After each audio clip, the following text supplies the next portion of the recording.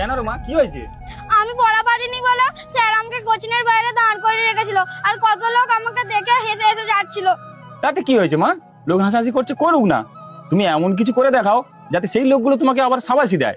না, আমার অত কারো সাবাসি লাগবে না। তাছাড়া আমি তো মেয়ে হয়ে জন্মেছি, আমার অত পড়াশোনা করে কি লাভ? কে বলেছে মা তোমার পড়াশোনা করে লাভ নেই? তোমাকেও পড়াশোনা করে শিক্ষিত হতে হবে, তবেই তো এই সমাজে মাথা তুলে তুমি দাঁড়াতে পারবে। তাহলে মা তো অনেক পড়াশোনা করেছে, মা তাহলে ঘরে রান্না করে কেন, কাপড় কাচে কেন, বাসন মাজে কেন? মা তো একটা চাকরি করতে পারতো। পড়াশোনা করলে সবাই যে চাকরি পাবে এটা তোমার ভুল ধারণা।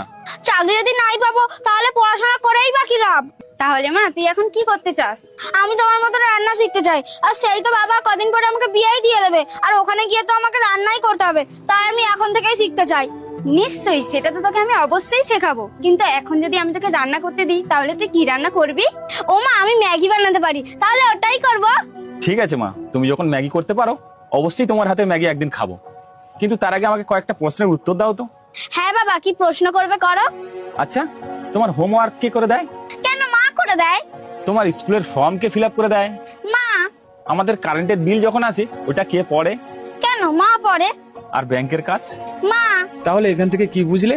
তোমার মা যদি পড়াশোনা না করতো এগুলো কি করতে পারতো?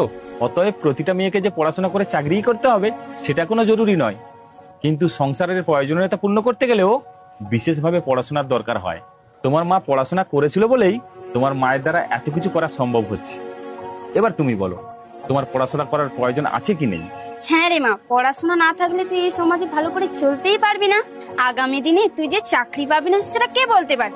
এমনও তো হতে পারে তুই একটা ভালো চাকরি পেয়ে গেলি। কোনো বাবা মা চায় না তার মেয়ে শ্বশুর বাড়ি গিয়ে মাথা নিচু করে বাঁচুক, আর তোমাকে মাথা উঁচু করে বাঁচতে গেলে পড়াশোনা করতে হবে। এবার বল মা, তুই পড়াশোনা করবি না পড়াশোনা ছেড়ে দিবি?